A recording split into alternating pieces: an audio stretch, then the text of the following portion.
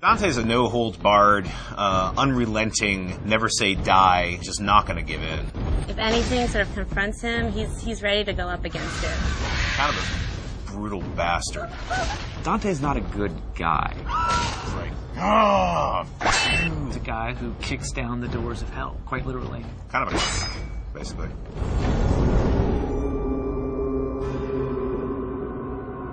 The thing about hell is it's hard to find someone who could stand up to all that. And that's really what the impetus to make our character as badass as he became.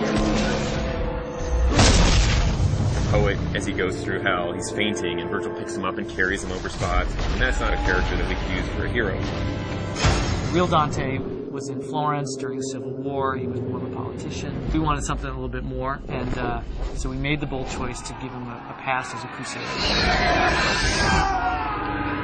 He's had a pretty tragic and, screwed up past. A lot of things in his past that haunt him. He's definitely not some straight sort of action hero. I like the fact that he's a little bit more human. I mean, obviously he's wielding this giant scythe that most of us couldn't lift, and I know because we built one for Comic-Con. So he's definitely, superhuman in that sense. But there are certainly moments in the game where he's not sure if he can go on. I think the story kind of demanded that he be a little bit more complex.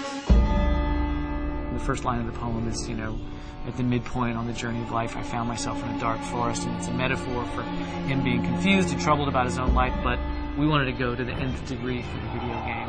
And so we wanted him to basically have committed all these horrible sins. Dante is guilty of all 9 sins and then some. Definitely start to see how his family factors into it, and you might start to see some familiar faces as you're going through hell and how that sort of messes with him. He's done a lot of bad things in his life. I think one of the important things is as you play through the game, you realize that Dante also tries to redeem himself. The tapestry on Dante's chest is basically this enormous symbol of guilt for him, summing up all the terrible deeds that he's done, or all the terrible moments and memories of his life. The tapestry represents Dante's realization that he needs to suffer for his sins, the same way that people have suffered by his hands.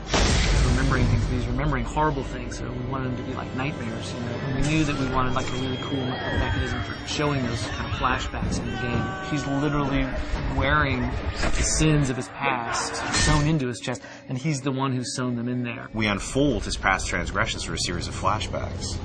Start to discover how much of a bastard Dante really was. Greed specifically is a turning point where you've discovered a lot more about Dante than maybe you even want to know about. Greed's a little more of a cerebral level. It's about puzzles. It's this very mechanized place with gears and motors, as opposed to most of hell, which is very organic. It's in a lot of ways the most hellish level. People are being tortured there in ways that you haven't seen yet. It's almost a big stone factory of torture. One of the big set pieces of Greed is the Wheel of Fortune. Everything in Greed is kind of controlled by this twisted wheel of possibilities. The Hoarder Waster are actually 2 characters in the poem.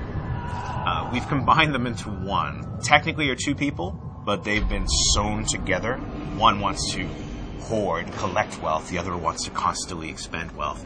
And they're stuck together for an eternity to sort it out amongst themselves. Greed is all about torture and teasing people with the allure of gold and ripping them apart as they reach for this. Totally different sort of environment. You got molten gold sort of dripping on the sides. It's a complex level, but it's pretty fun to go through. Greed's an interesting level because it's really kind of the beginning of Act 2 in a lot of ways. You're going to leave Greed behind, descend down in the 5th circle, and which is anger, and that's where the putrid swamp of the river Styx begins.